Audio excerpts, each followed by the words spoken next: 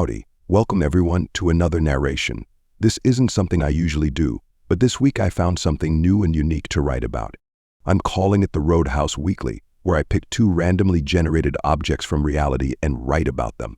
For this episode, the two items are a clock and a checkbook. I hope you enjoy this week's episode, and make sure to subscribe if you liked it. The world felt straightforward as I drifted along the river of time. My life orbited around my parents, and I couldn't have asked for anything more. They were my constants, there to catch my tears, celebrate my small victories, and push me to be better. I never felt a need for more, nor did I wish for less. One day, during my childhood, I was bullied at a place called Universal Towers. Strange name for a playground, but as a kid, it was just another part of life, an unchanging piece of my world.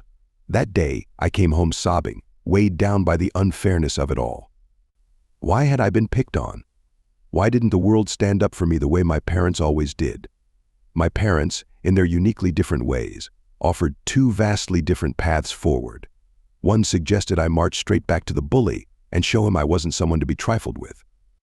Sometimes they said, people only understand boundaries when you make them clear. The other talked to me quietly about dignity and holding my ground, but without letting anger lead the way. True strength, they said, doesn't need fists. The choice was mine. I didn't quite understand either of their perspectives fully back then, but somehow the conflicting advice gave me courage. I went back to that playground with a strange mix of bravery and calmness. I didn't throw a punch, nor did I run away. Instead, I stood firm. Maybe the bully saw something different in me that day. I left Universal Towers feeling like a winner, though I couldn't say why.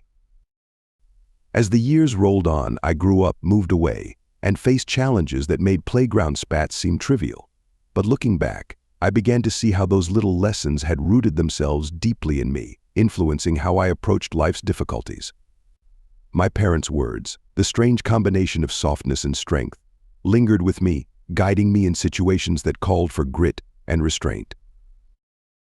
When I turned 20, I encountered one of those moments. College was on the horizon, and with it, a big decision. I'd been accepted to a university out of state, a dream come true, but with a cost that weighed heavily on my shoulders. I still remember holding my first checkbook, the crisp pages feeling oddly formal.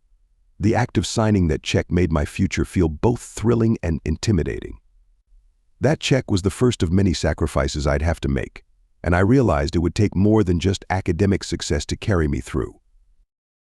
As I signed, the memory of that playground flooded back, clearer than ever. My parents' teachings weren't just about dealing with bullies, they were about facing life itself.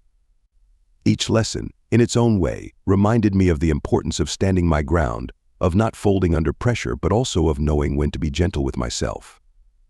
I'd always thought of strength as something loud and visible, but now it felt quieter, like the ticking of a clock, a constant reminder of resilience. That day, with my checkbook in hand, I began to truly understand what it meant to navigate life's rivers on my own.